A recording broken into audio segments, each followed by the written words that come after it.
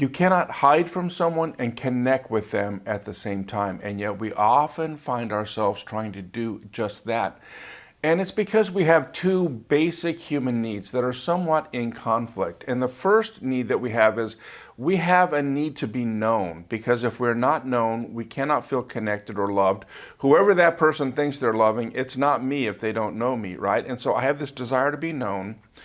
And then I also have a desire to be accepted. And here is where the tension comes in between those two things, is I never know if the next thing I disclose about myself to you, whether it's something from my past or an opinion that I have or a viewpoint that I have or an interest that I have, I never know if the next thing I disclose about myself so that you can know me is the thing that's going to cause you to reject me.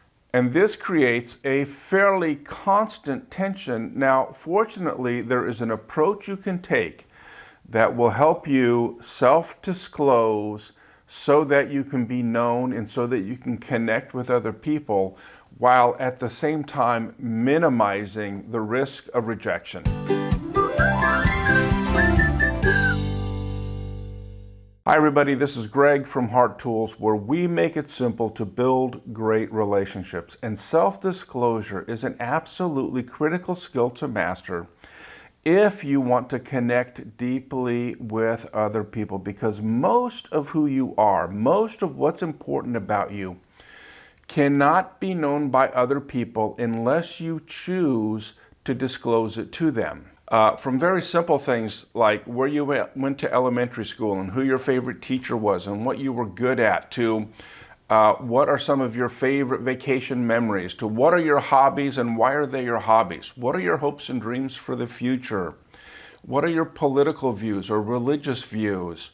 What are the things that you fear the most? On and on and on.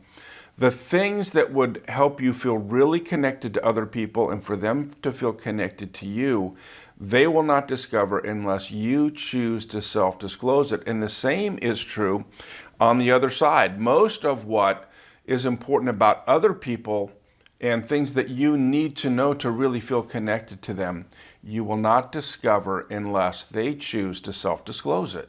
So how do you minimize the risk of rejection while you are disclosing things about yourself so that you can really connect with other people? Well, I want you to think about self-disclosure on two different axes. And the first axis is the risk axis. And so think about self-disclosure as a continuum that starts with very low risk things that you can talk about yourself and moves up to very high risk self-disclosure, right? And think about this as sort of like a pool, that you have the shallow end and the deep end. And when you're building relationship, what you want to do is get in on the shallow end, right? And so you just stick a toe in the pool and a foot in the pool, and you go down the first step and the second step, and you just go slowly from one end of the pool to the other end of the pool. But as you do this, you're paying attention to another really important principle that we talk about here at Heart Tools, and that is reciprocity. So as you take low risk self-disclosure, who reciprocates and talks about at the same level that you're talking about, right? And as you increase the level of self-disclosure, who is walking down to the deep end of the pool with you and keeping pace with you? That is one thing that you want to pay attention to with self-disclosure, is you go from the shallow end of the pool to the deep end of the pool, and you always do it at the same pace as the person you're in relationship. You don't want to jump in at the deep end of the pool, right? And if someone wants you to jump in at the deep end of the pool, or they jump in at the deep end of the pool to start the relationship and want you to do the same, it's usually not a healthy person, and there's usually some sort of manipulation going on there. Now, the exception to that is if you are part of a group like Alcoholics Anonymous or Celebrate Recovery, or you're in a therapy group where it is okay to jump in at a deeper part of the pool, that you really don't want in those circumstances to wait 2 years to start talking about meaningful stuff.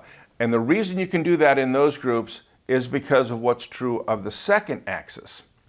And the second axis is the trust axis.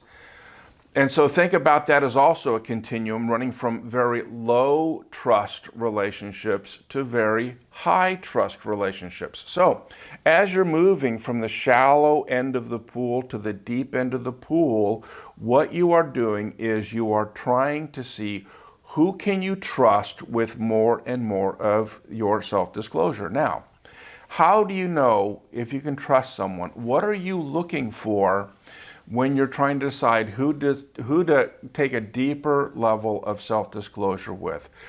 Well, the answer to that is all the things we talked about in stage 1 of relationship building, right? That's why we do those skills first, is because you don't want to try to create connection with someone who does not have the capacity or the interest in loving you well. And so what you're looking for as you self-disclose is you're looking for people who can listen with empathy to the things that I talk about, who can listen with respect even if they disagree with me, who has some emotional intelligence and doesn't try to fix me or solve me or get in a one-up, one-down relationship with me, who can continue to value me. All the things that we talked about in stage 1 are the things that you're looking for in stage 2.